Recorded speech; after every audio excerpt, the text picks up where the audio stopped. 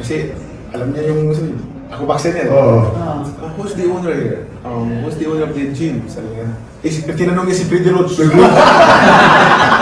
Kinaya ni Murad. Ang dineclare ng agent. Ano dineclare ng agent? 350, di ba? Dineclare ng agent.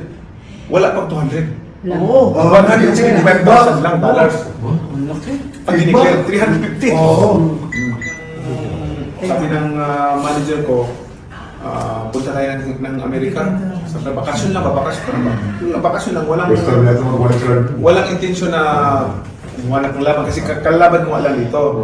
So, nagbakasyon kami sa San Francisco kami. So, tumira ako sa Daly City.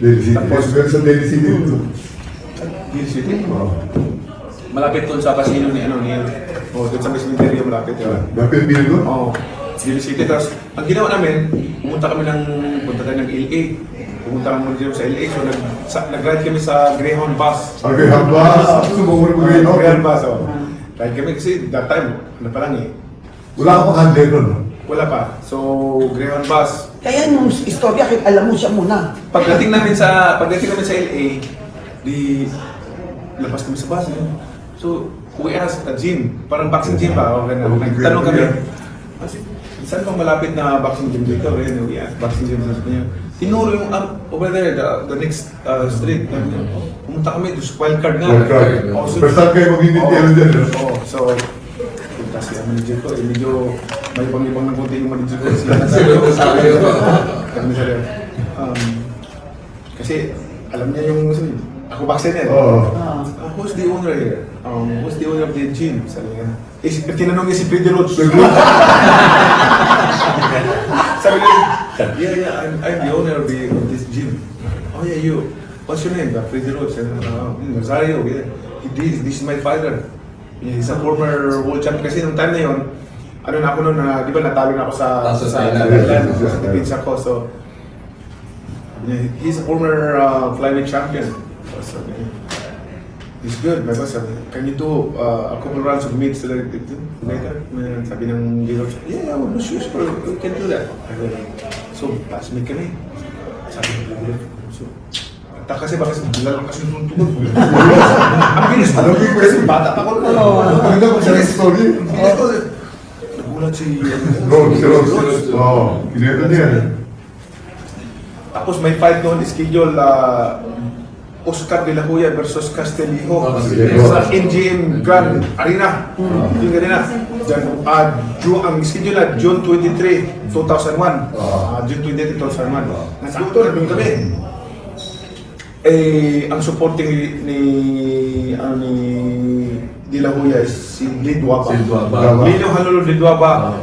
Mandatory defense. Mandatory siya sa number 1. Which is Thailander.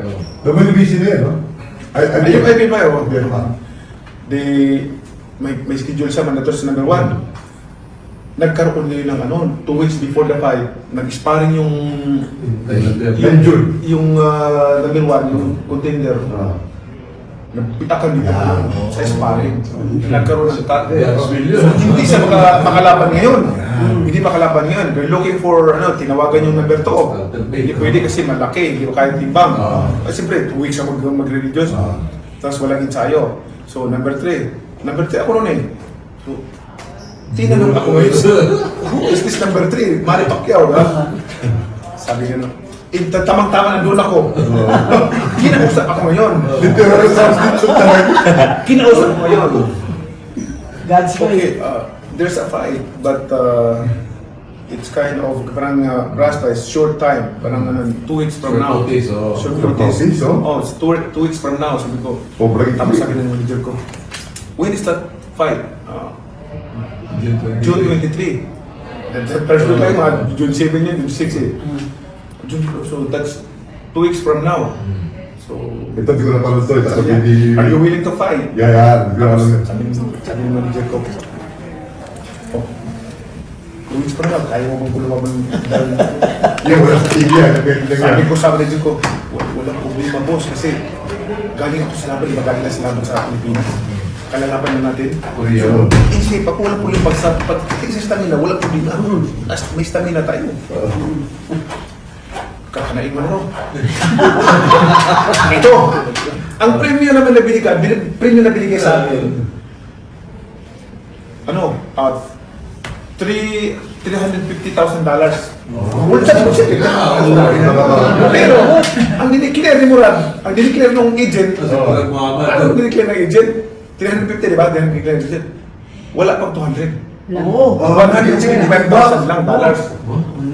Ang dineclare, 350. Sa bawat suntok may pangarap, sa bawat Mga kakwento, hanggang dito na lang muna ang ating kwentuhan. Huwag kalimutan na mag-like, share at subscribe.